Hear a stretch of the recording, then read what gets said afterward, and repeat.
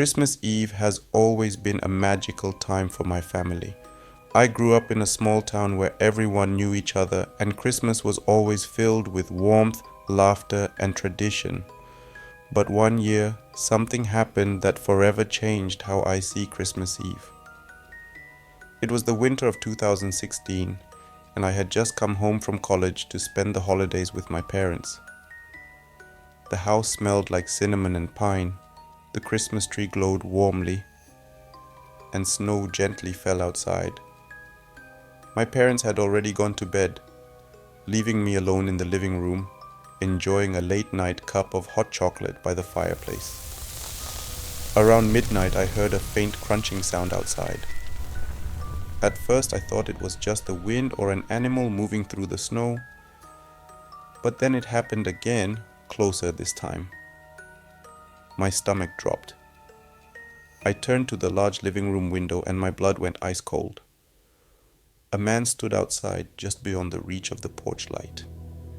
He was tall, wearing a heavy coat and a hood, but his face was wrong. His grin was wide, unnaturally wide, stretched as if his skin barely fit his skull. His eyes were locked onto mine. I couldn't move. I couldn't breathe. Then he raised a gloved hand and knocked. Just 3 slow, deliberate knocks. I scrambled for my phone to call my dad, but before I could dial, I heard another sound. A slow creak, our back door. Someone had just entered the house. I grabbed the nearest thing I could find, a fireplace poker, and ran up the stairs to my parents' room. My dad was already awake, reaching for his shotgun. He told me to stay put and crept downstairs. A few tense moments later, I heard my dad yelling. Then, a gunshot. My heart pounded as I waited. When my dad returned, he was shaking. He said he fired a warning shot, but whoever was inside was already gone. The back door was still open, and wet footprints led out into the snow. But the man at the window was also gone. We called the police, but they found nothing. No footprints except the ones leading away. To this day, I don't know what that man wanted, but every Christmas Eve, I find myself staring at the window, half expecting to see that grotesque grin again. When I was 10 years old, my grandmother gave me a doll for Christmas. It was an antique dressed in a little red holiday dress with green ribbons. She told me it had belonged to her grandmother and that I should take good care of it.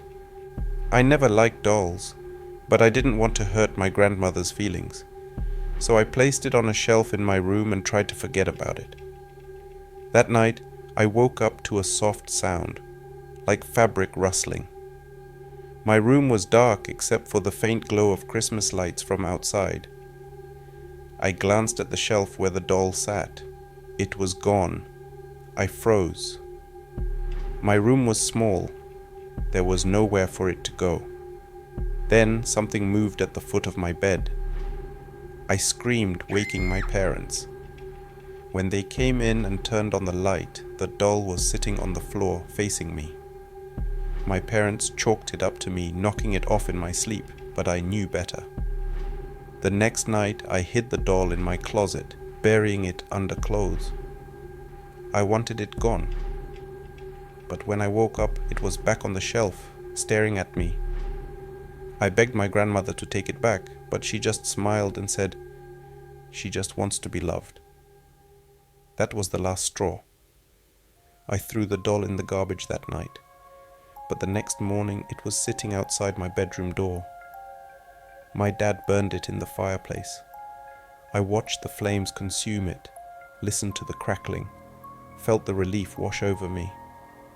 But that Christmas night, as I lay in bed, I heard it, a whisper.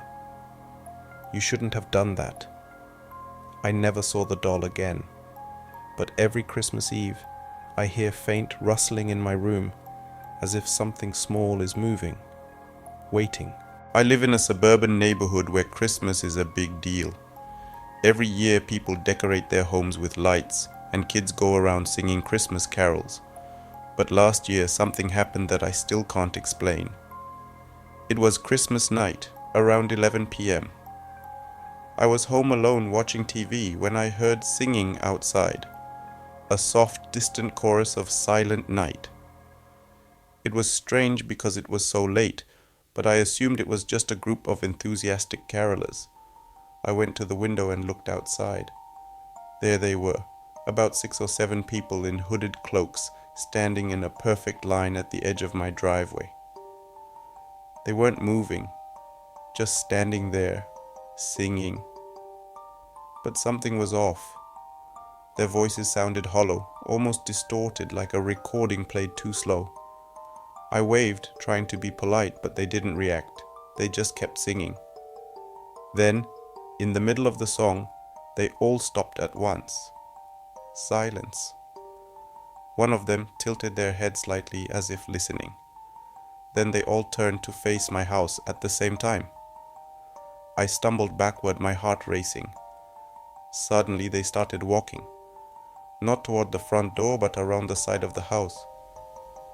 I grabbed my phone and called the police. As I waited, I locked every door and turned off the lights. I peeked out the back window, but they weren't there. The police arrived 15 minutes later. They searched everywhere, but found nothing. No footprints in the snow.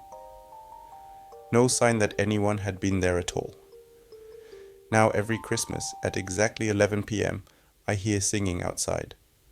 I never look anymore. I just turn up the TV and wait for it to stop.